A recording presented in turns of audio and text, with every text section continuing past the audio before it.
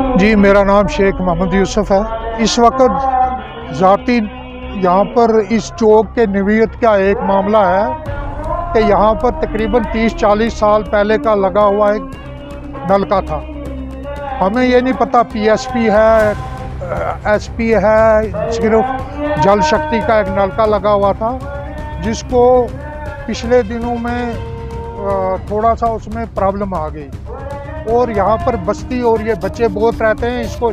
इसमें शक नहीं है कि इसमें तोड़ फोड़ या लीकेज हो जाती है।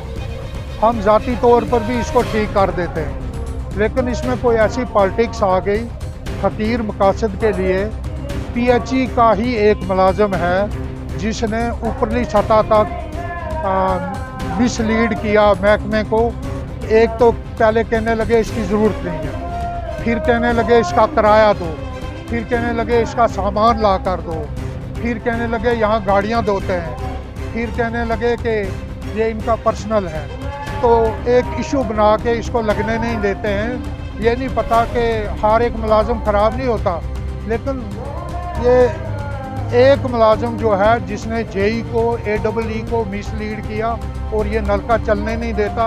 ये नहीं पता किसी 30 साल वाले से कोई दावत है, ये नहीं पता मेरी ज़ात से है, ये नहीं पता स्कूल के बच्चों से है या उसकी ज़मीर ही ऐसी है, तो वो इसको मिसगाइड करता है। लेकिन हमारी फौरी तौर पर गुजारिश है जेई साहब से कि इसको रिस्टोर किया जाए। इसका जो खर्चा आएगा वो मैं जेब से भी फी सबिलिल्लाह बर्दाश्त कर सकता हूँ। अलबत्ता इसको इन्होंने एक मुलाजिम ने इसको इशू बनाकर इसको लगने नहीं दे रहा है, जबकि आप यहाँ पर देखो कि इसकी कितनी अशद ज़रूरत है। तो मेरी यही गुजारिश है और जनरल सतह पर तो मैं ये कहने में बिल्कुल नहीं हिचकिचाऊँगा कि जल जीवन मिशन में 6000 करोड़ रुपए का घोटाला हुआ है।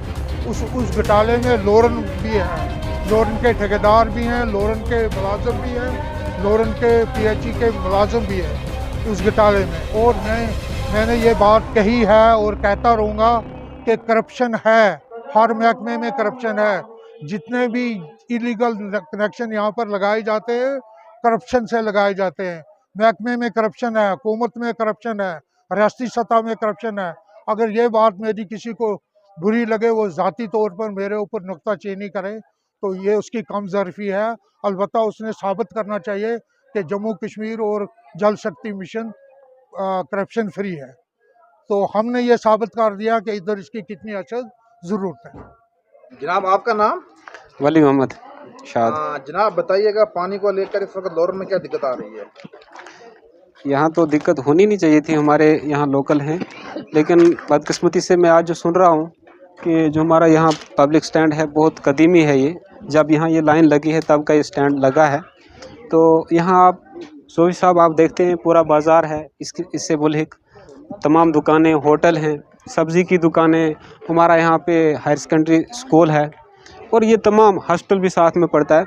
और ये कोई आज का नहीं है, ये बहुत पुराना पब्लिक स्टैंड है। यहाँ ये बुज़ुर्ग हमारे नौजवान सब जानते हैं और सबको यहाँ जो है कोई वज़ू बनाता है, कोई पानी पीता है, कोई पानी भरता है और बच्चे पानी पीते हैं। तो ये बड़ी बदकिस्मती है कि अगर इस पब्लिक स्टैंड को कोई उखाड़ के कोई महकमे का बंदा हो या कोई आदमी ज़िम्मेदार हो और उसको बंद करे, तो ये बड़ी बदकिस्मती है। हालांकि इस वक्त गवर्नमेंट की ये पॉलिसी है कि हर घर जल और हर घर नल। तो हर घर में इस वक्त जो हमने पानी पहुंचाना है, बजाय इसके कि हम जो एक पब्लिक स्टैंड 50-60 साल का पुराना है उसको उखाड़ फेंकें, तो ये इंसानियत के भी ख़िलाफ़ है और हमारे यहाँ समाज के भी ख़िलाफ़ है।